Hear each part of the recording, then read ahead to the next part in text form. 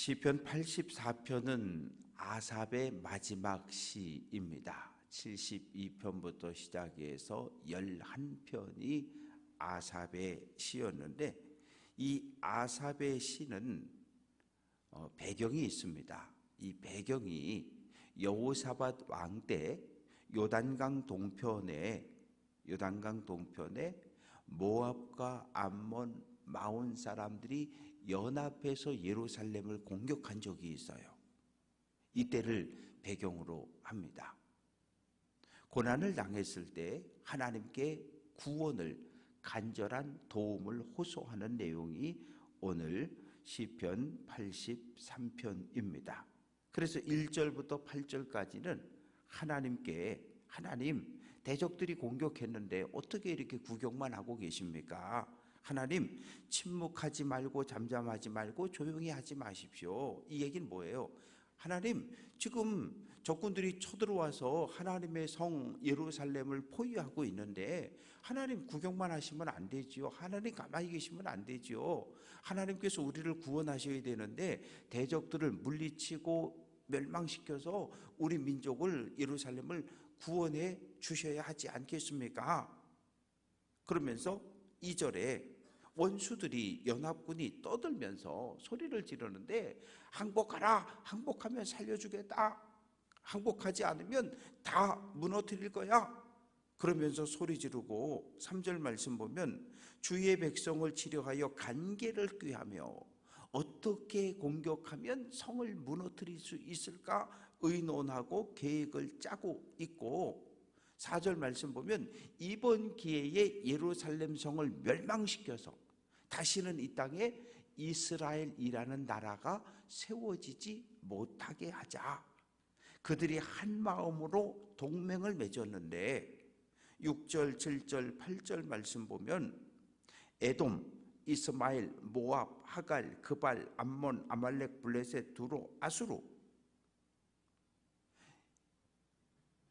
남유다를 제외한 주변의 모든 나라들이 연합해서 예루살렘을 공격한다는 거예요.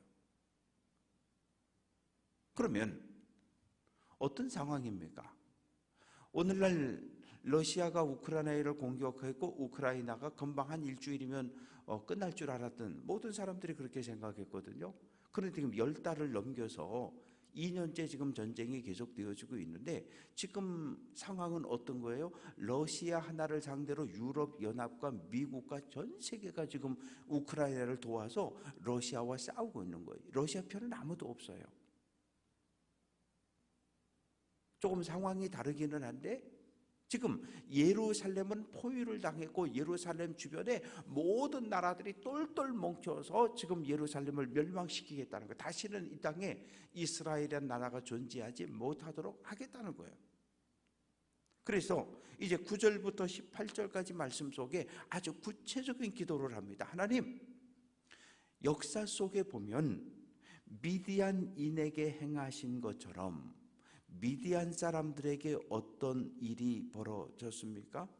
기드온 때에 미디안 사람들이 쳐들어왔을 때 하나님께서 기드온에게 여호와의 영이 임하게 하셨고 싸워서 승리하게 하셨어요. 기손 시내에서 시스라와 야빈에게 행하신 것 같이 여사사 드보라 시대에 이 가나안 왕 시스라와 군대 장관 야빈이 쳐들어왔을 때 기손 시내에 갑자기 비가 내리게 하고 물이 흐르게 해서 이 가나안의 그 병거들이 거기 진흙창에 빠지게 하셨고 바락 장군이 내려가서 그들을 물리쳤던 그런 이야기를 하면서 그렇게 승리케 해달라는 거예요. 10절 말씀 보면 그들은 엔돌에서 패망하여 땅의 거름이 되었다. 땅의 거름이 되었다는 것은 러시아와 우크라이나의 전쟁 속에서 초창기에 너무나 많은 군인들이 전사하고 시민들이 죽었기 때문에 장례를 치르지 못해서 그냥 길거리에 시체가 그냥 널려 있는 거예요. 그냥 우크라이나는 우크라이나 시민이나 군인의 시체는 걷어가지만 러시아 군사의 시체는 그냥 광야에서 썩도록 내버려 두는 거예요. 그럼 어떻게 돼요? 시체가 썩어서 땅에 거름이 되어버리는 거예요. 죽었는데 장례 지내지 못하는 건 대단한 수치였거든요. 그렇게 내버려 두라는 거예요. 그래서 11절 말씀 보면 연합군 지도자들, 귀인들이 오렙과 스앱 같게 해달라는 거예요. 오렙과 스앱은 기드온 사사에게 죽임당한 미디안의 지도자들입니다.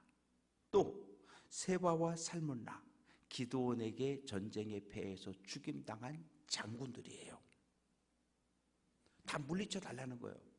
이스라엘 역사 속에서 하나님께서 행하셨던 놀라운 능력을 오늘 이 시대에 행해서 주변 쳐들어온 모든 나라를 물리치고 예루살렘을 구원해 달라는 거예요. 왜냐하면 12절 연합군은 말하기를 우리가 하나님의 목장은 뭐예요? 가나안 땅이에요. 가나안 땅은 하나님께서 아브라함과 이삭과 야곱을 통해 약속의 땅으로 주신 땅이에요. 그 땅을 차지하겠다는 거예요. 이스라엘을 내쫓겠다는 거예요. 그래서 나의 하나님이여, 예루살렘을 공격하는 연합군들이 옷에 붙어있는 건불 같게 하시고, 바람이 불면 날아가는 지푸라기 같게, 산을 태우는 불과 같게 하나님의 광풍으로, 주의 폭풍으로 그들을 두렵게 쫓아내 달라는 거예요. 그래서 16절 여호와여 그들의 얼굴에, 연합군들의 얼굴에 수치가 가득하게 하사. 왜? 전쟁의 패에서 도망치는 군인들의 얼굴은 부끄러움으로 얼굴을 떨군 채 도망칠 수밖에 없기 때문이지요. 그래서 18절 여호와라 이름하신 주만 온 세계의 지존자로 알게 하소서. 창조주 하나님이, 위대한 하나님이 이스라엘을 지키고 있다는 사실을 주변 모든 나라가 깨닫게 해달라는 거예요. 실제로 여호사밧 왕 때 요단 동편의 여러 나라들이 연합군을 형성해서 예루살렘을 공격했지만 하나님의 은혜로 구원을 얻었고 승리했던 그 역사적인 사실을 근거로 시편 83편이 지어지고 찬송으로 불리어졌습니다. 우리가 시편을 읽을 때 다음 주, 2주 후 설교가 시편 40편인데 시편은 1편부터 150편까지 그 시편이 쓰여진 배경이 있어요. 전쟁 때 자식이 속을 썩였을 때, 압살롬이 반란을 일으켰을 때, 다윗이 밧세바에게 못된 짓을 했을 때, 모든 시편은 배경이 있어요. 그런데 그 역사적인 상황과 배경을 무시하고 시편을 읽으면 시편은 아무 의미도 감동도 없어요. 그래서 우리가 성경을 공부해야 되는 이유가 거기에 있어요. 어떤 상황에서 시편이 기록이 되어졌는가? 어떤 상황에서 예레미야가 기록이 되어졌는가? 성경을 공부해야 할 이유입니다. 이제 84편은 고라 자손의 시입니다. 고라라고 하는 사람은 누구입니까? 레위의 증손이면서 아론과 모세의 사촌간입니다. 출애굽 1세대 때 함께 애굽을 나왔던 사람이었는데 하나님께서 그러니까 모세나 아론이나 고라나 다 사촌간이에요. 레위 지파에 속해 있고. 그런데 모세에게는 정치 지도자의 직함을 주셨어요. 요즘 말로 하면 대통령, 왕의 권한을 주셨고, 아론에게는 뭘 주셨어요? 제사장, 대제사장의 직분, 그리고 아론의 자녀들에겐 제사장을 주셨어요. 아니 똑같은 사촌인데 왜 난 이렇게 무시해? 학렬로 보면 고라가 학렬이 더 높아요. 아니 같은 사촌이라도 내가 더 윗인데 왜 날 무시해?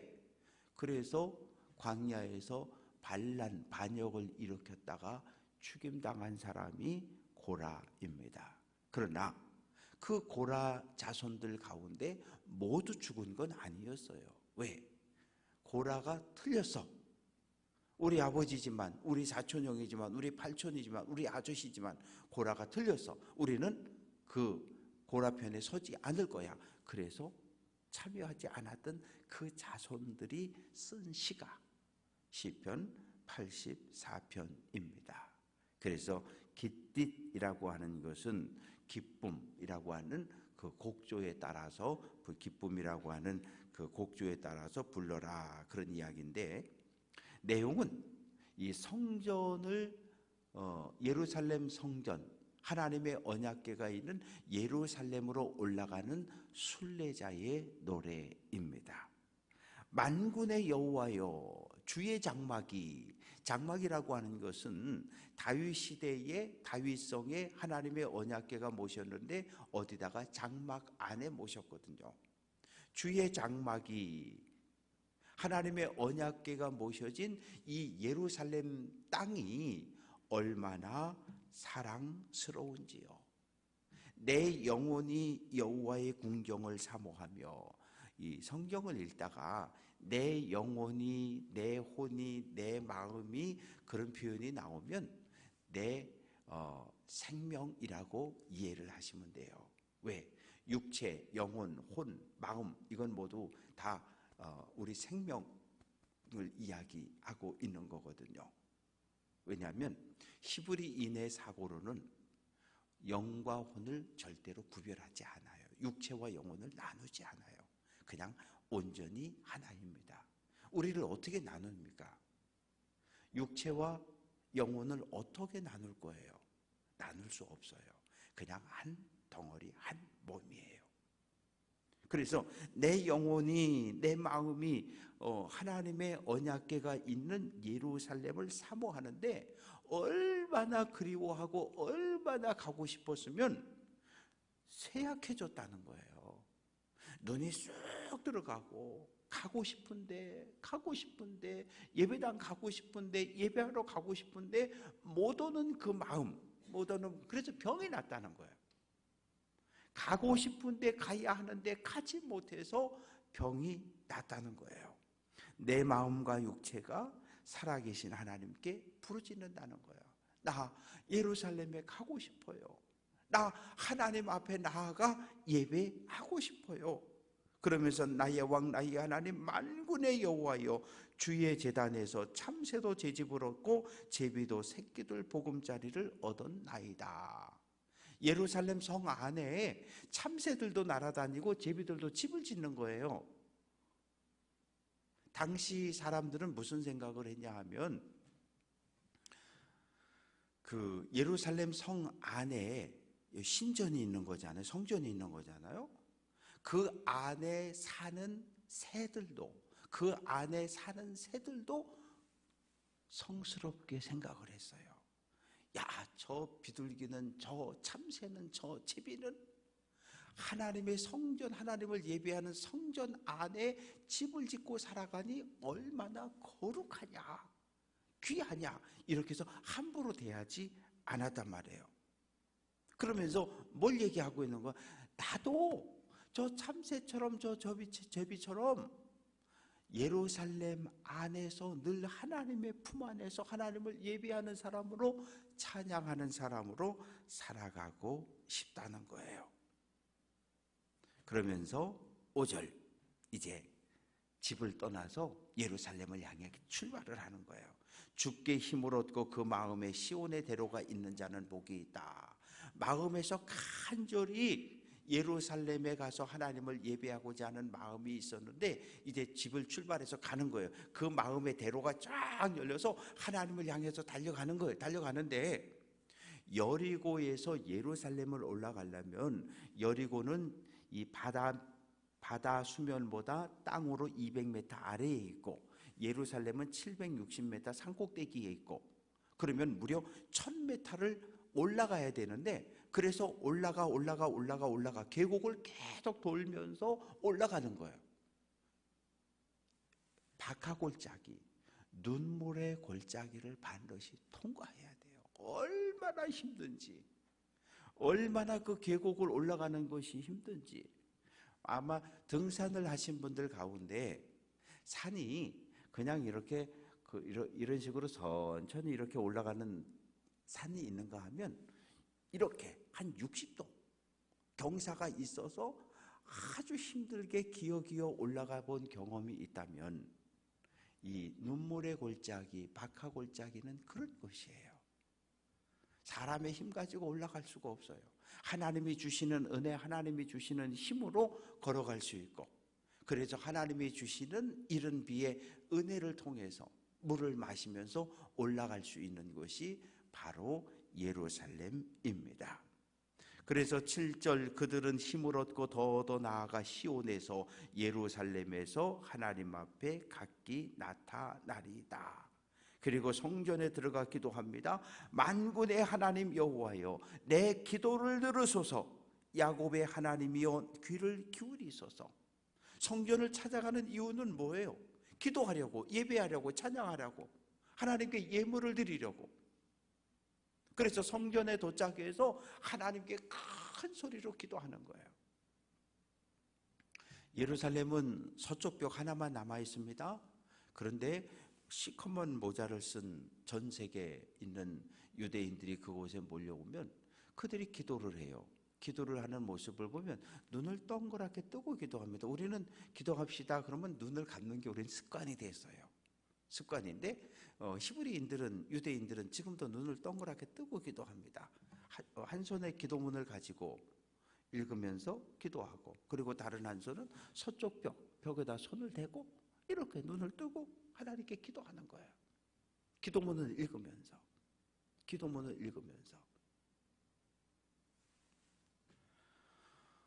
예루살렘을 찾은 이유는 하나님을 찬양하고 예배하고 기도하려고 오늘 이 새벽 우리가 주님의 몸인 교회를 나온 이유는 예배하고 기도하고 찬양하려고.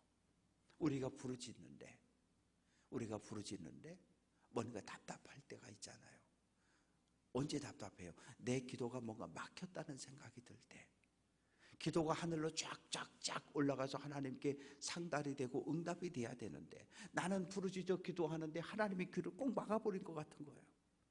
그래서 하나님, 내가 부르짖어 기도하오니 귀를 기울여 달라는 거예요. 내 기도에 귀를 기울여 달라는 거예요. 그러면서 9절 말씀, 하나님 주께서 기름 부으신 자의 얼굴을 살펴보옵소서. 주께서 기름 부음 받은 자 누굽니까? 왕이에요. 기름 부어 세운 왕을 하나님 그 얼굴을 살펴달라는 거예요. 그러면서 주의 궁정에서 예루살렘에서의 한 날이 다른 곳에서의 첫날보다 낫고 악인의 장막에서 배부르게 먹고 행복하게 사는 것보다 예루살렘 성전의 문지기로 있는 것이 행복하다는 거예요. 그런데 문지기, 그러니까 뭐 아파트 들어갈 때 관리소에 있는 그런 경비원의 개념이 아니고요. 당시 예루살렘 성전의 문지기는 반드시 레위인이었어요. 레위 사람. 왜? 율법에 따라서 부정한 사람과 거룩한 사람을 구별해야 될 책임이 있는 사람이 문지기예요. 그리고 당시 레위인들은 모두 무술을 익혔어요. 왜? 적군이 쳐들어올 때 막아야 되니까. 문지기라고 하는 것은 레위인으로서 하나님께 구별되어진 사람을 이야기해요.